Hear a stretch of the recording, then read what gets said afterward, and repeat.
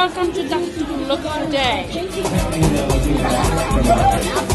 So we just pretend this is the toilet here, and this is the septic, and this is what comes out of the septic. I want you guys to learn to be discerning shoppers. Okay, they're into their eye. Yeah, their water, the dog's smiling lips. Right, that's in there. But with a nice the good stuff we will keep and put that into refurbished machines and donate that out.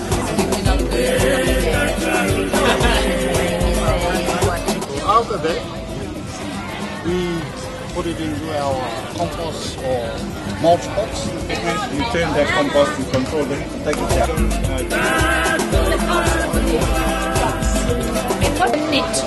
All the soil to Ecosystem. What is an ecosystem?